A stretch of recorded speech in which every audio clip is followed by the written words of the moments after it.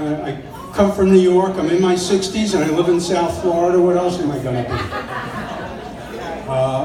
Also, I'm a new dad. My wife gave birth to a baby boy. It'll be 43 years next month. We're just a little behind on our birth announcements, but we're doing better on our birth announcements than we did on our wedding thank yous. We're still getting those back more. Return to sender, occupant died 20 years ago. Now, just a little bit about myself. I have a day job because this is money, the money I make here I donate to charity, of course. The charity is me. But I do have a day job. I'm in advertising, and I've been doing it for many, many, many, many years. I enjoy it greatly, but the years of experience that I have, I think entitles me to make a few comments on the state of TV advertising today. Has anybody seen those commercials with the bears and the toilet paper? Yeah. Aren't they ridiculous? Yes. I mean, really, a bear wiping his butt, all I can think about is 200 miles of dingleberries. It's really. And then there's a sequel. You know, there's a little bear waving his tighty-whities around. Look, Ma, they're clean. Of course they're going to be clean. You ever see a bear in underwear? I mean, really. And speaking of underwear, there's another commercial out. Has anybody seen the commercial with two guys, they're sitting on a couch, watching TV, and all of a sudden they talk about how comfortable their underwear is? I mean, really? That doesn't happen in real life. I mean, I don't talk about underwear to my friends. They don't talk about underwear to me. I mean, if you're gay or straight, if you're a guy, you don't talk about underwear. The only time I talk about underwear is with my wife, and that's to ask her if she's wearing any. Now, there are a couple other things I do at work. One of them is I've been designated as the office social secretary, which means that every time people want to let their hair down and they want to have a good time, they let me know. My number's on the bathroom wall. It says call Steve for a good time. But I'm the guy that arranges a happy hour, the time and the place. And usually I got pretty good at it, and people like where I pick and the atmosphere, but there are always a few flies in the ointment. First, there's guest list girl, and she's the one that says, well, if they're coming, I'm not coming. Hey lady, did you understand that if you go, nobody else wants to go? Now, and then there's the family man. Hey, you don't mind if I bring the wife and kids. Of course I mind if you bring your wife and kids.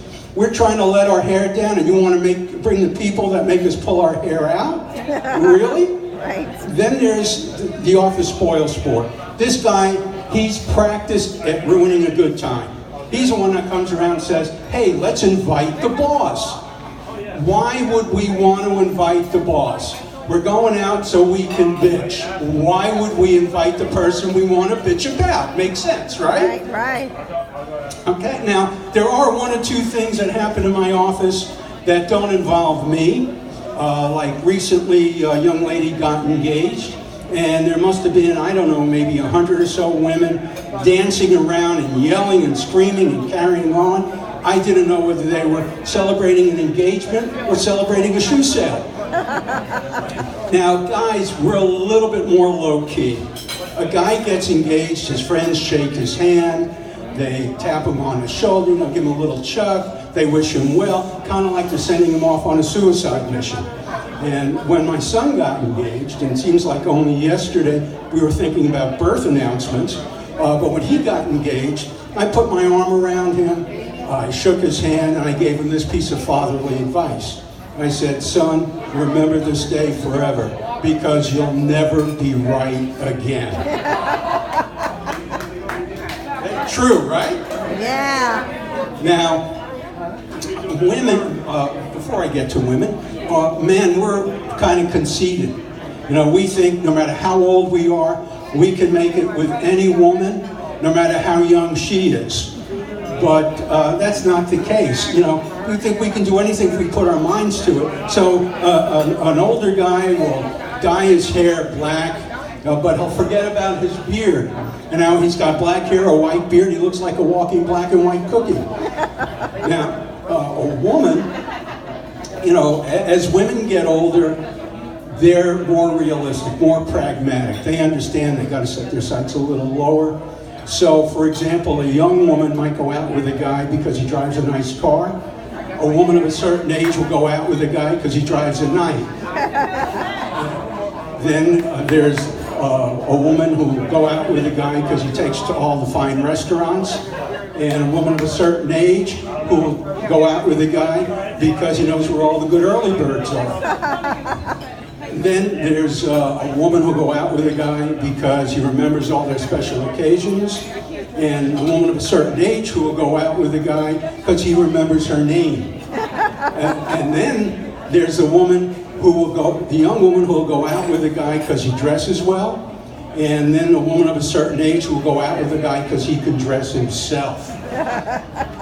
Now, for me, I'm not in the dating scene anymore. I'm happily married. Am I still happily married? You're happily I had to check married. with my wife. Yeah, I'm still happily married. But there are other things that, as I get older, seem to affect me more. Like food, for example.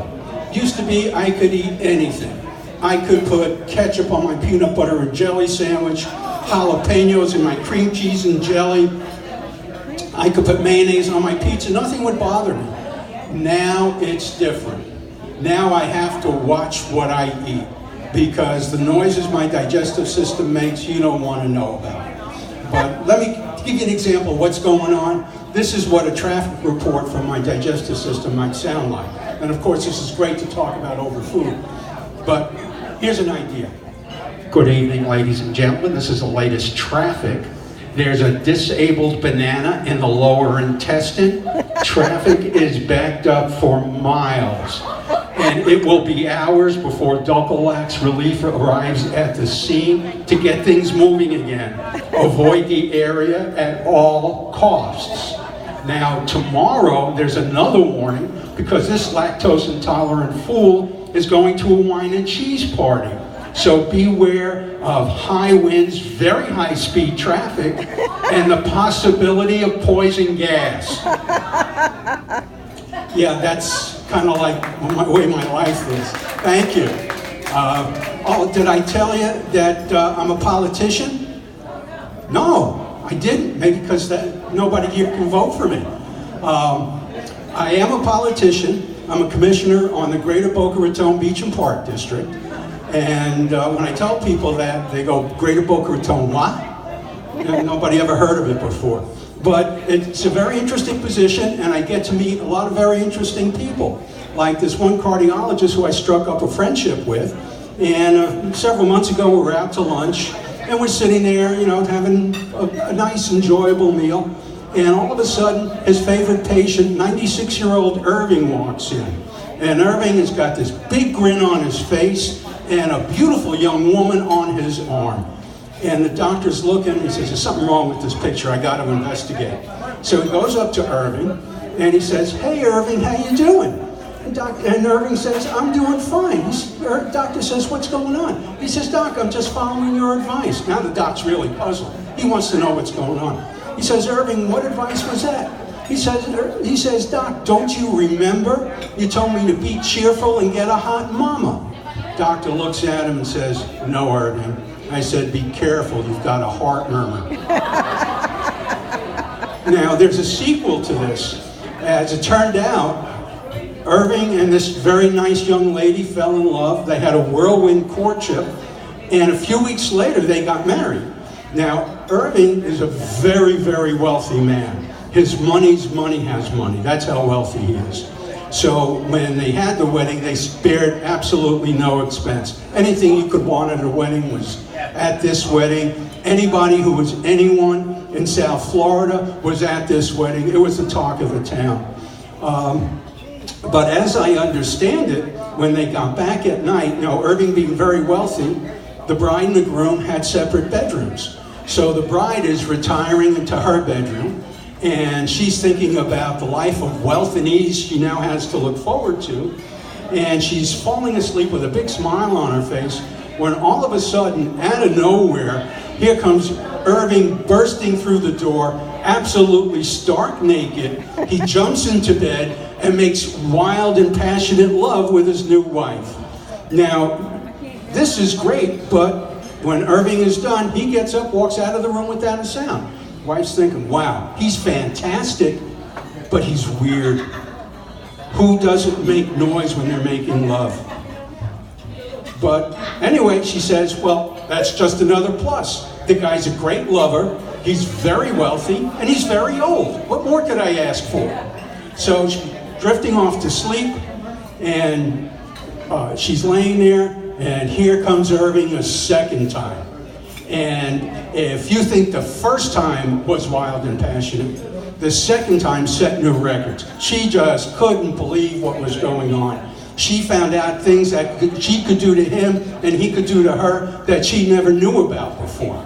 This was really something. So she's sitting there, and he gets up, walks out without a sound when he's done. She can't understand it, but she says, you know what? I think I have not only the world's greatest lover, but the world's oldest and richest lover. So she figures she's got 3 for 3, it's a win-win-win. What more could she ask for? So now she's drifting off to sleep, and here comes Irving a third time. So now she looks up at him and says, sweetheart, you are by far the best lover that I've ever had. But don't you think twice in one night is enough? He looks down at her and he's kind of puzzled. He says, you mean I've been here before? And ladies and gentlemen, this is my first time here, but I hope to make a lot of return engagements. Thank you very much. Enjoy yourselves. Here comes Johnny T, the best entertainer in South Florida.